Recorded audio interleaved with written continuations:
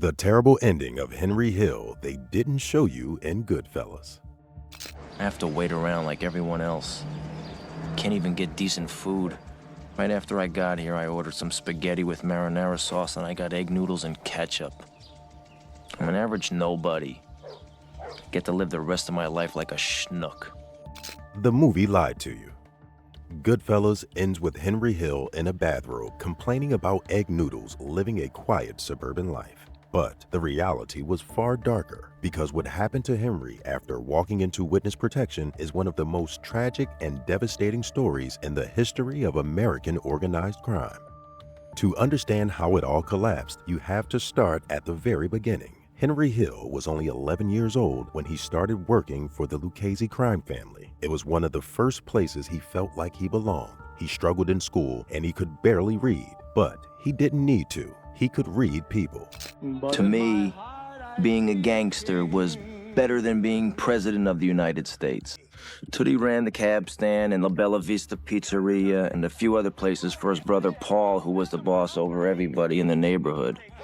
He understood power, danger, and loyalty at a level most adults could never reach. And over the next 20 years, he learned everything: who to trust, who to fear, and how the system really worked. That knowledge made him valuable, and that's exactly what made him so dangerous when he finally decided to talk to the FBI. Goodfellas got this much right. What it got wrong was everything that came after. Henry's decision to flip sides didn't come from guilt. For nearly 2 decades, Henry lived deep inside that world. Working under Paul Vario, he ran gambling operations, organized hijackings at JFK Airport, and moved easily among powerful men. Then came the Lufthansa heist, one of the biggest cash robberies in American history.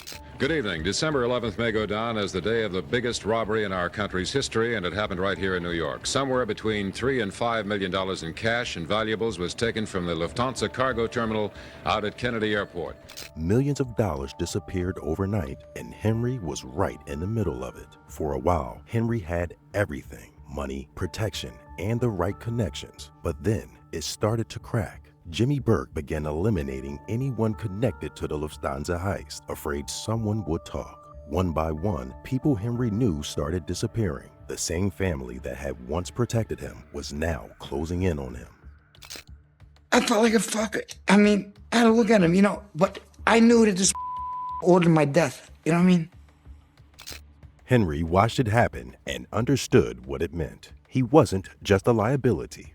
He was next. In April 1980, Henry Hill was arrested on federal drug trafficking charges. Agents sat him down and made clear they had enough to send him away for a very long time. But the FBI wasn't just there about the drugs. They wanted Henry Hill, the encyclopedia, the man who had spent 20 years inside Lucchese operations, who knew names, dates, locations, and details that no wire or surveillance operation had ever been able to capture.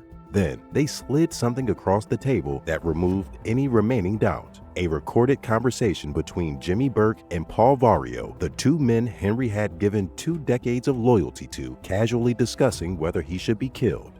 At the end, I was just, disposable. I was just, they were gonna kill me. He finally understood that the life he had built was already over. The FBI offered him witness protection, full immunity, and a clean exit. And so he flipped, not out of guilt, not out of principle, but because every single person he would have stayed loyal to had already decided he was expendable. His testimony ultimately produced 50 federal convictions and brought down some of the most protected figures in the Lucchese family. And the moment he signed that deal, the clock started on everything that came next. Or kill my wife, or kill my kids, or, anything to get to me. They would all love to make their bones killing Henry Hill. Unlike what Goodfellas showed you, the transition was anything but smooth. There was no neatly packed bags, no calm goodbye to the neighborhood, no dignified move into suburban anonymity. The reality was Marshall showing up unannounced in the middle of the night with zero warning. His children, Greg and Gina, were 13 and 11 when agents handed them heavy-duty garbage bags, the kind used for yard waste, and told them to pack their lives into them. Whatever fit, they kept. Whatever didn't, they left on the floor and never saw again. That same night, the Hill family ceased to exist in New York. And that wasn't even the worst of it, because Henry Hill didn't just struggle to adapt to his new life, he actively, repeatedly, and almost deliberately destroyed it. Scorsese wanted you to believe that witness protection suburbia, a quiet, boring life somewhere in the middle of America, was the punishment. The mob loses, the rat wins, story over. But the story wasn't over. Not even close. The Marshalls placed the family in Omaha, Nebraska, chosen for its anonymity.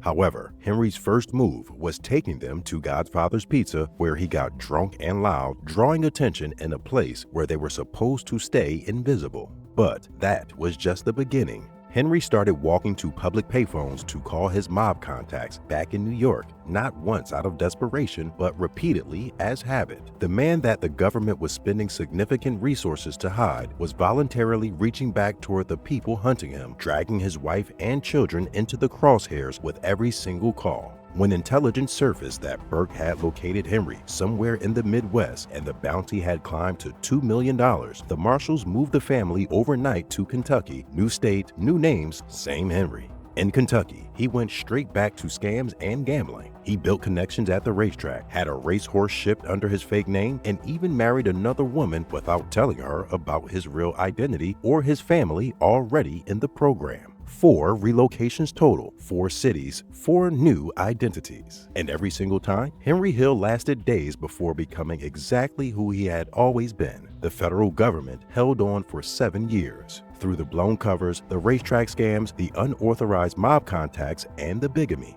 What finally broke it was what the agents found in Seattle in 1987. Not a man struggling with old habits, a full cocaine distribution pipeline. The kind of operation that signals infrastructure, organization, and someone who considers this a business. DEA agents caught him attempting to sell a full pound of cocaine to federal undercovers. That was Henry Hill running a criminal enterprise while enrolled in a federal protection program funded by American taxpayers. He was formally expelled. To make matters worse, his wife Karen filed for divorce. She and the children kept their government aliases and vanished without him, building separate lives under names that weren't their own. Henry Hill stepped out into the open for the first time since 1980, unprotected and alone. But no one came for him. By the late 1990s, he was living under his real name, giving interviews, calling into radio shows, half drunk, and turning his past into a spectacle, selling memorabilia, chasing attention, and burning through one failed idea after another. And when did you kill your second guy? I was 22 or something. 22? Yeah. Another stool pigeon? Yeah. Who ordered this, you to do that? Paulie ordered. Paulie ordered it? The most famous informant in American organized crime was completely visible because the men who had once wanted him dead, like Paul Vario and Jimmy Burke, were gone, dead or in prison. The world they had built had collapsed, and no one left saw any reason to come after him. So they ignored him. But instead of a fresh start, Henry kept drifting through addiction, failed attempts to rebuild, even a brief try at getting clean that didn't last. In 2006, during a photo shoot alongside the actor who had spent months studying FBI recordings of his voice to portray him on screen, that actor looked at the real Henry Hill and told him directly that he needed help. 2 days later, Henry entered alcohol rehabilitation. The man who had played him on screen had to be the one to tell him to save himself. However, that didn't last either.